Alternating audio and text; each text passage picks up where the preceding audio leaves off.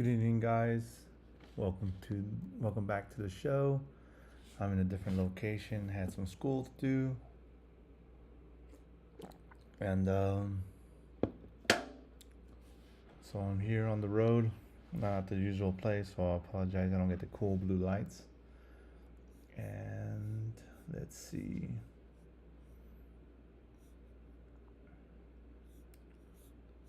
All right.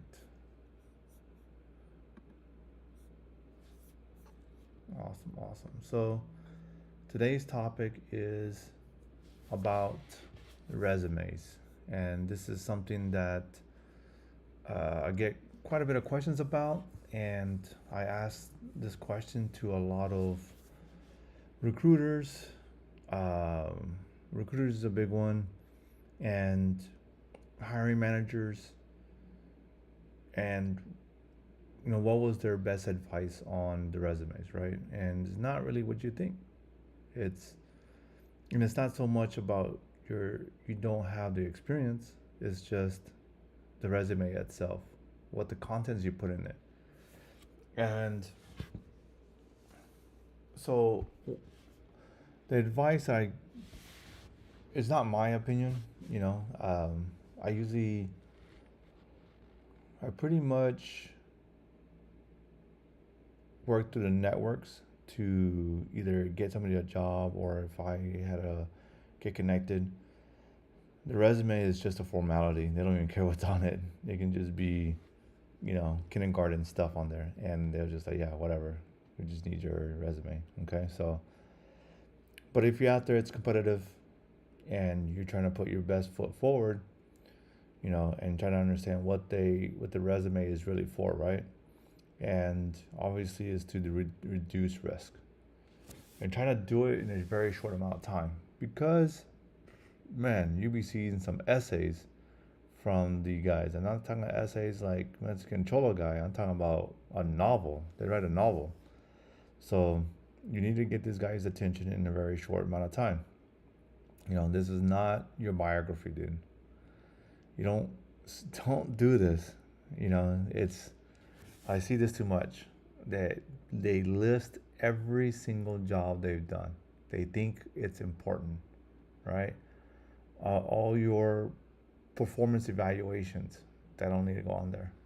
And if you get really good, you know, uh, this is not about the document of your pride and stuff like that. It's not what it's about. And the the hiring managers already know that you can turn a wrench. They already know you've been in the military, right? They know that you can be trainable. So what are they scanning for, right? Aircraft relevance, see what type of airframes you worked on. You need safety and compliance, reliability, and predictability. Okay, they can't see that quickly. They move on. First, so what's going to be one of the things that it's going to kill you with this resume, right? The military language, right? You need to translate. Don't delete it. You need to learn to translate. And there's a great resources out there. One, ChatGPT. Another one is called ONET.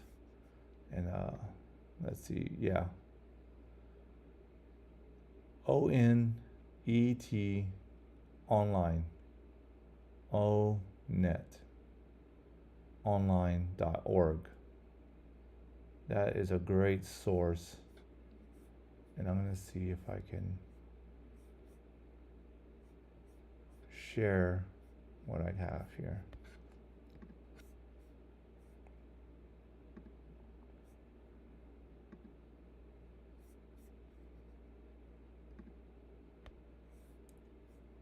All right. ONET has everything. Dental assistant, let's go, aircraft, mechanics and service. Boom, pulls out everything. Task, inspect, completed. This is like stuff that you need to be writing on your resume. Work activities, documenting recorded information, entering transcribing, okay. Yeah, this has everything. Skills. And the big thing that you need to know is the translation.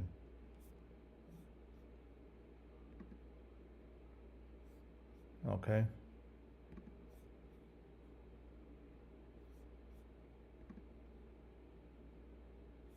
And I want to say there's one for, here we go, veterans. Right here. Say the Air Force. Oh yeah, I kind of already did the homework I did earlier. Can we manage tactical aircraft maintenance enlisted? Learn more about this military classification. So if you're a recruiter, you can also do this too. But yeah, my next move for veterans. This is the primo place, guys. And I need these guys to work it out. Oh, I don't need this.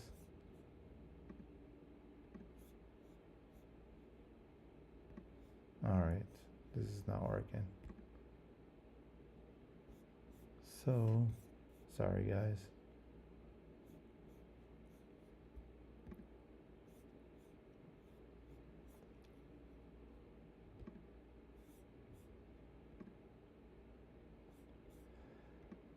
Alright, so translation is super important. Go to onetonline.org. Definitely helps you out, okay? This is the translation is where the military language kills you. And it's um, like for example, you put bad, lead, maintenance operations and support of mission readiness. I mean, they don't know what civilians will not know what that is. Recruiters won't know what that is because a lot of recruiters don't know anything about military life. All right, so you got to be a little more specific, and that's the words, because the key words is what you're going to be looking for. Like flight line maintenance is line maintenance. A good translation example could be supervise and perform scheduled and unscheduled maintenance on fixed wing aircraft, ensuring compliance with technical manuals and inspections. Civilians needed to write it in a way where they can understand. So another tip would be putting the aircraft first, not your job title. They want to know if you worked on fixed wing or rotary. If you worked on rotary and you're going for helicopter stuff, that helps. Or, what aircraft models you've worked on. If you've done heavy maintenance or light maintenance, those are important. What type of inspections have you done? They want to know those things. So, an example, top third of the resume should be your aircraft experience. If you worked on C-130s, heavy maintenance, inspections, troubleshooting. Troubleshooting is a big one because moving and replacing a part is pretty easy for them, and they know that. But they want to know troubleshooting, and that's going to be important. That they want to see if you know how to troubleshoot. So that was a tip. If they don't see any aircraft in the first third of your page, that's gonna be a red flag for them because they gotta look at you gotta understand these guys will look at your resume very quickly. They got tons to go through. So first it goes to the scanner. If yours goes to the scanner, you gotta make sure that you get their attention. Okay. Show compliance, not just work. Aviation about its procedures and documentation. You must highlight technical manuals, inspection sign-offs, QA exposure if you got need that done, safety standards. Example bullet would be performed maintenance in accordance with technical manuals, inspection requirements, and documentation standards comparable to the FAA regulated environments. That sentence alone gets attention. Okay. Stop listing your duties. Just show some scope and scale. Recruiters don't care what you are assigned. They care about how big the responsibility was. So perform aircraft maintenance tasks, okay, that's not good, that's pretty weak. But if you put perform scheduled and unscheduled maintenance on multi-million-dollar aircraft in high tempo operational awareness, the scale matters. They want to know that they can trust you with, aircraft that are pretty pricey, pretty expensive, a pretty penny. So, um, a lot of this is a lot about making sure that the civilian uh, recruiters understand. You got to put it in their lingo. It was kind of funny is because when I started Code One maintenance, I thought Code One maintenance or Code One meant, we all know what for your fighter Air Force guys, it's kind of it's a common saying, a squawk, that if the aircraft is in good condition, it's Code One. But I didn't know that that's not the same in the civilian side, and it's not the same, not even in a different type of airframe. They go by Alpha One, and I was like, man, I thought this was a common thing, so it's not, and you gotta translate that.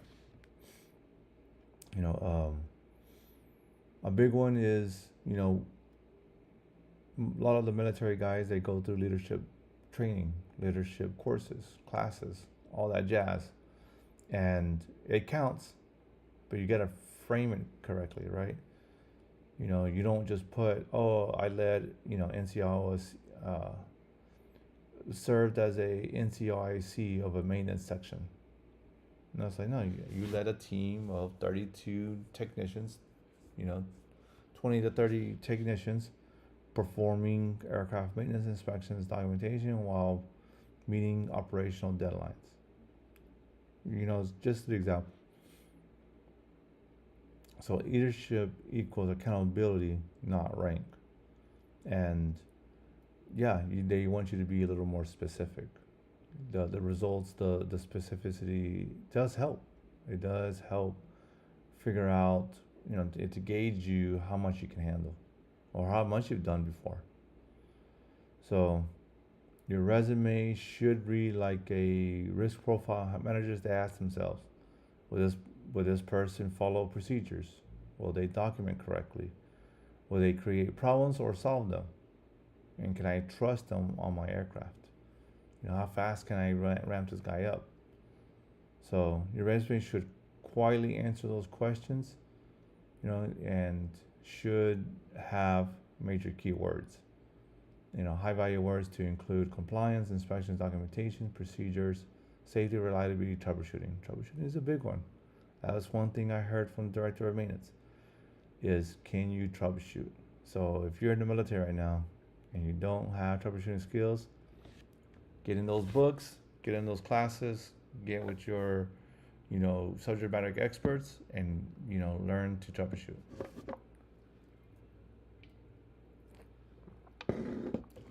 All right. Next section is certifications. Be honest and be clear. Do you have an AMP? And you put on there, you have an AMP. That's a key word they're going to be looking for in a resume. It'll pop up and it'll put you in a nice stack. If you don't, still put it on there and just put dash in progress, for example. Don't be vague about it. Don't never inflate. Aviation is a small job. Try to keep it. This is a big one. I've seen this too many times. You want to dump everything you've done. This is, like I said, they want clean.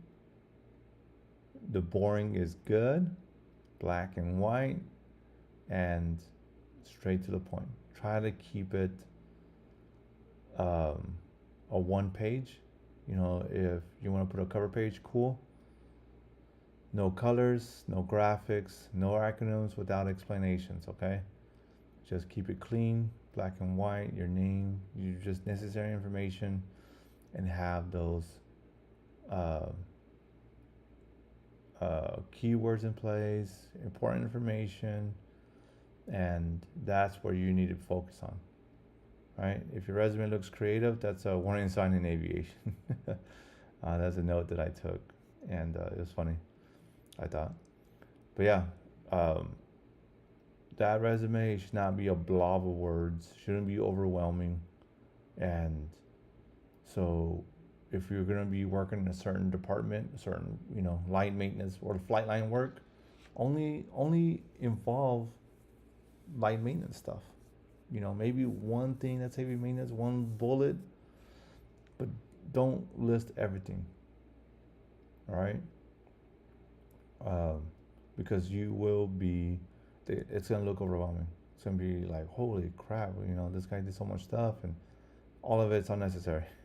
And just keep it nice and clean and smooth. Okay, and one of these final recruiter, truths is that most military maintainers are overqualified for that civilian role. So don't just translate you guys don't translate your experience.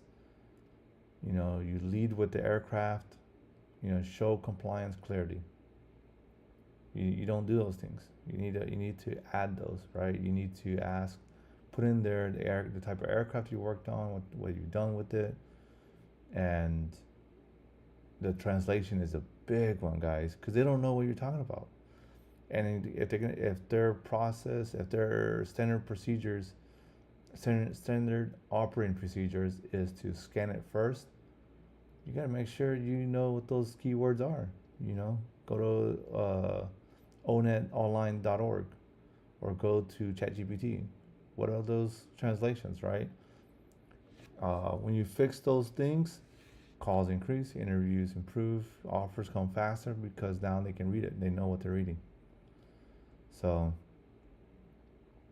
you can pay for the service if it's worth it. If you're trying to get a job, if everything's going well, if you get the connection, then just put the simple stuff. Put whatever the heck you want. No, but just keep it clean. It's really just simple. And here's a big bonus. That I've learned that is if you're gonna go and be in wheel and tire, for example, and you're a wheel and tire in the military, and you're trying to go in this position, tool crib, extra duties, write that specific job towards those positions. And the way you can find that, what they're looking for, is looking at the job posts themselves. It's almost like you can rewrite that job post and just put in the details that you've done, because that's what they're looking for. So that's a hack you can do, and it shouldn't be hard. It shouldn't be hard to guess what they want. Most of these job posts that companies put out are pretty clear. It's pretty black and white what they're looking for. What type of person. Go into their website about, and if you want to, when you put your summary in there, it's something along what they value as well. So,